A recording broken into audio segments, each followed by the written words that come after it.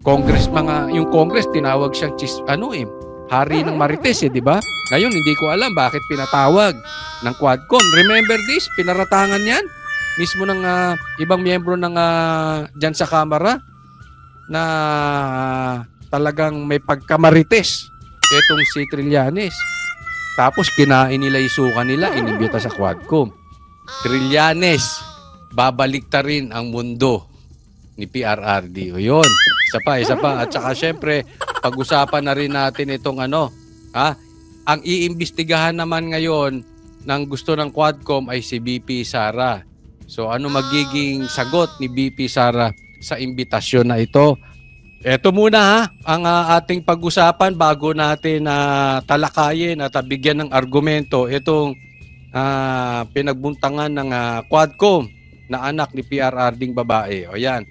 I have to file libel cases against him. Baka sabihin ng tao na totoo, ni isang katiting doon wala. Ayoko na lang magsalita basta ako mag-file ng kaso. Patunayan niya sa korte, puro kabulastugan na fake news.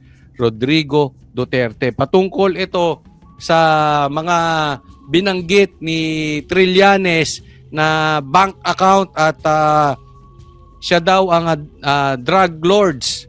Okay? At sumasahod siya sa droga etong si PRRD.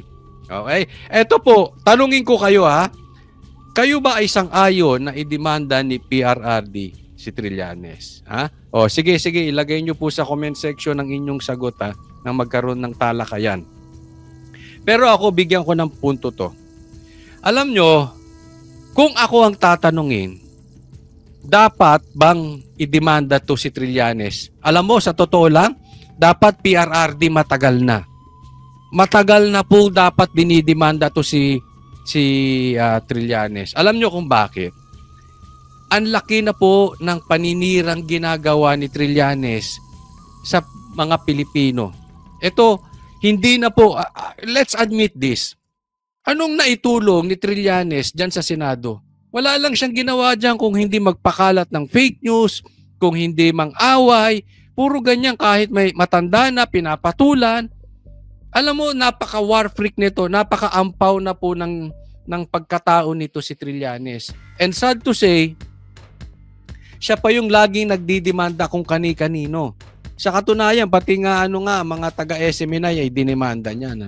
So, para sa akin, dapat PRRD sa katunayan, matagal mo na dapat dinemanda yan. Pero maraming salamat, ididemanda mo. Kasi hindi na ito nagkakaroon ng ambag sa mga Pilipino. Panira na po ito si Trillanes. And it's about time merong manindigan. Wala lang talagang naninindigan kay Trillanes 'Di ba?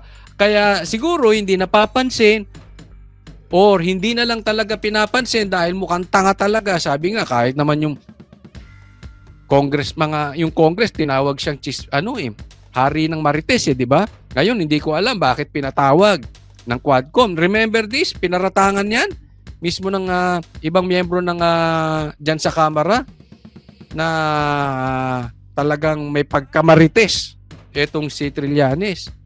Tapos kinain nila yung suka nila, inimbita sa Quadcom. No? So, wala It's either hindi siya pinapansin, hindi siya pinapatulan. Kaya naman siya tuloy-tuloy ng kagaguhan ng ginagawa. Buti nga ididemanda ito ni PRRD.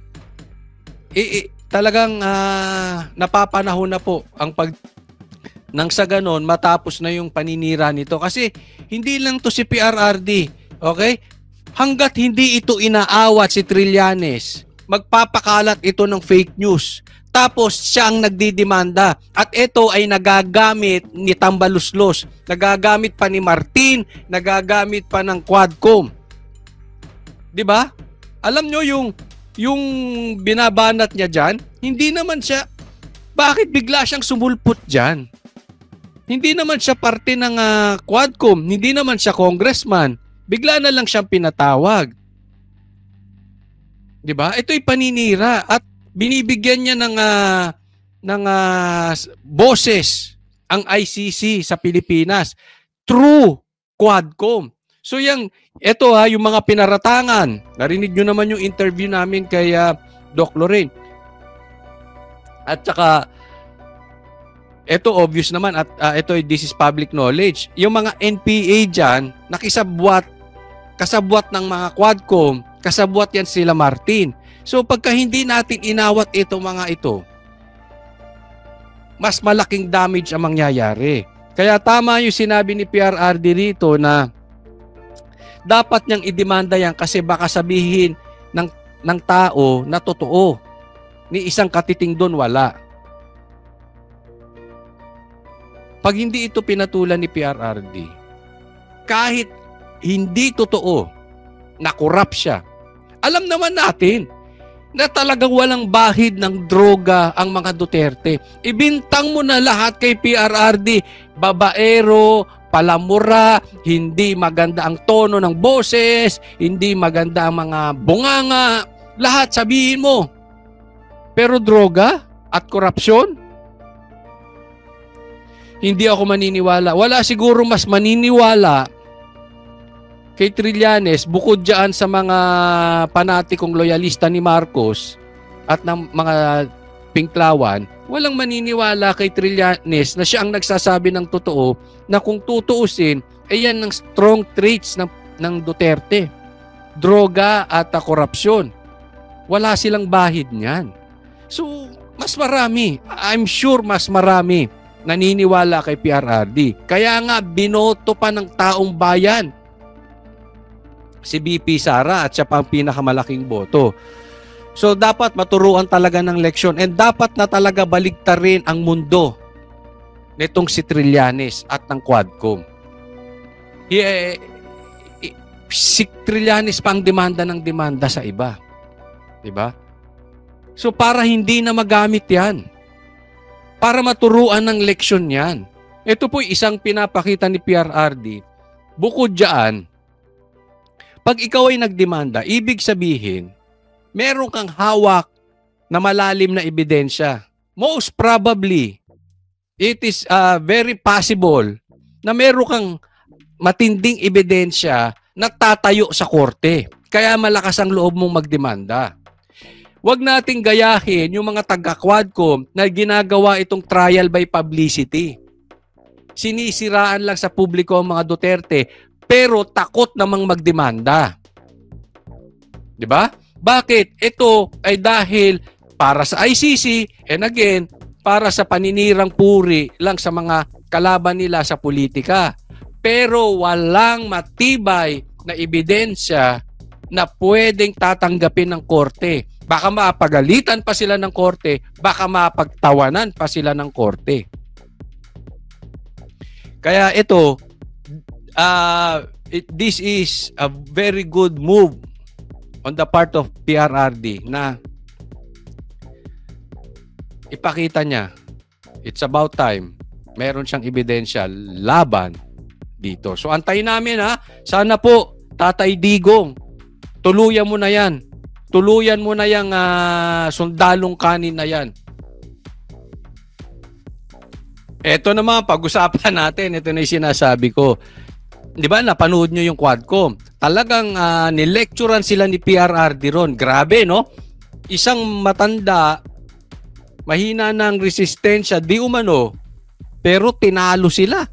Talagang yung tapang ni PRRD at saka sila, nahahalata mong mahalata mong duwag sila kasi yung kuyog style, yung kailangan ang dami nila.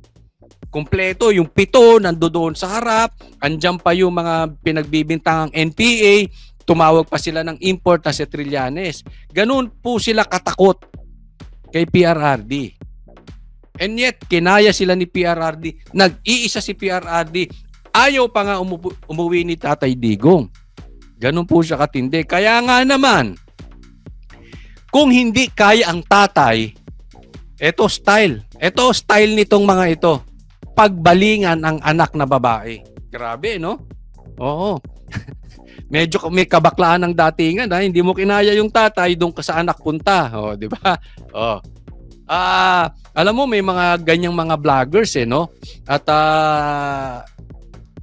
ang atake nga personal. Oo, pinepersonal lang Duterte at pinepersonal si BP Sara. Buti kung yung atake sa kanila ay yung talagang about sa politics. No? Hindi, ang atake ngayon, especially kay BP Sara, personal, pamilya. May pagkaganyan ng galawan, kung sino mang nagpapakain na nagbabayad sa mga vloggers na yan. Alam mo style nila? Personalan. Ganito rin naman ang nangyari dito kay PRRD.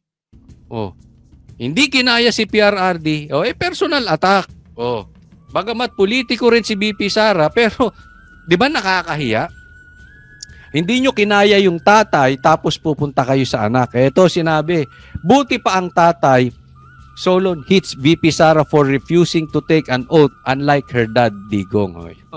Kinumpare ngayon, 'di ba? So parang gustong igisa ito si BP Sara sa sarili niyang mantika. Igigisa si PRRD sa sarili niya. Buti pa yung tatay mo. Sumumpa, ikaw hindi. Di ba? Ang sabihin ninyo, Quadcom, yung mga aso mo, Martin, hindi nyo kinaya ang tatay, punta kayo ngayon sa babaeng anak ni PRRD. Pero bakit ka manunumpa? Alam mo, para nga sa akin, sa totoo, alam to ng lahat. Hindi tayo nagsisinungaling. Pinaglaruan kayo ni PRRD. Sabi nga ni BP Sara, di ba nung tinanong siya ni PRRD, kamusta performance ko? Best actor, ang sabi ni BP Sara. Best actor. Bakit anong ibig sabihin ng best actor? Ibig sabihin, hindi naman talaga pumatay si PRRD ng walang kalaban-labang tao. Di ba? Sa madaling salita, pinaglaruan na naman sila ni PRRD. Hindi, tinan mo, ni-lecturean niya itong Makabayang Black. Talagang mga bobo itong Makabayang Black na ito eh. Lalo na itong si Raul. Wala. Pinaglaruan. Ultimo yung laging pasigaw-sigaw, nakala mo iniwan ng syota na si Paduano. Pinaglaruan niya eh. Di ba? Takot ako sa'yo. Naniwala naman ng loko-loko. Di ba? Si Abante, itong Atras Abante na ito na napakayaman na di umano, nagpa-picture pa. Nagpa-picture pa kay PRRD. Yan po ang rockstar na status ni PRRD. Kakalabanin, alam mo, naalala ko dito, si Banat Bay. Alam mo, maraming bumabanat kay Banat Bay eh. Even yung mga viewers. Pero pagka nasa labas kami, ang dami naman lumalapit sa kanya, nagpa-picture. Oy, Banat Bay, oo. Dati ayaw ko sa'yo, ngayon gusto ko na eh. Tapos pa-picture naman, ganon. May ganon. Ito, si PRRD, parang ganon, naalala ko, grabe, naaway-away nyo, pagkatapos ng hearing, nagpapapicture kayo. Diba? So ganon na nangyari eh. Ito talagang Quadcom na ito, hindi talaga titigilan ang Duterte. Alam natin lahat, especially PRRD, alam nating lahat, hindi nila kaya sa argumento at lalo na kung sa pasikatan, yung kanyang isipin nyo, ang daming views. Even yung mga bayarang media nakaaway ni PRRD, ang daming views. Diba? Ganun po kalakas si PRRD. Hindi nila kaya, punta sila ngayon sa anak. Pero para sa akin, tama lang hindi manumpa. Paglaruan nyo lang. Alam mo, yung sinasabi, irespeto nyo kami. Hindi. Ang respect po ay hindi hinihingi. Ang respeto ay ini-earn. Yan po ay pinaghihirapan. Alam mo, hindi ka respeto. Quadcom. Derechahan po tayo. Hindi ka respeto yung ginagawa nyong pagdinig dito sa mga mag-amang Duterte. Dapat lang, tama yung ginagawa ni PRRD, paglaruan kayo. Kung hindi pa kayo nakahalata, pansinin nyo pinaglaruan kayo ni PRRD. Sakay naman kayo. Kunwari, takot siya sa inyo, di ba? Ang galing po talaga ni PRRD. Nagmumukha kayong tanga. Kung hindi pa kayo nakahalata, pinaglalaruan kayo ni PRRD. Dapat matatalino kayo. Dapat basa nyo yun. Pero anyway, dahil sa kagustuhan yung banata ng PRRD. Hindi ko alam kung may kasunduan dyan, kung may napapalaba kayo dyan, pagbabanatan nyo ang Duterte, di ba?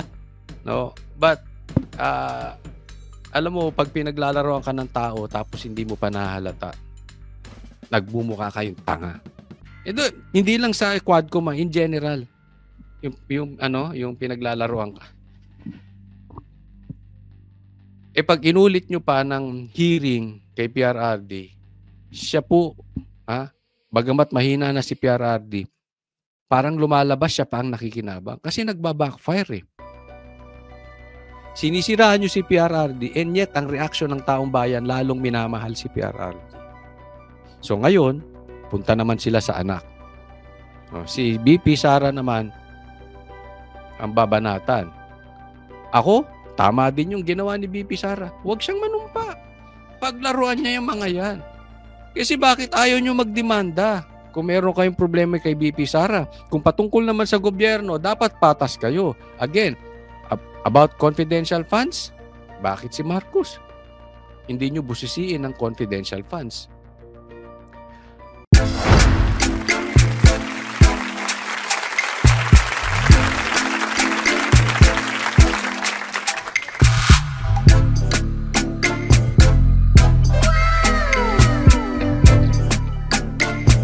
Performance will start momentarily.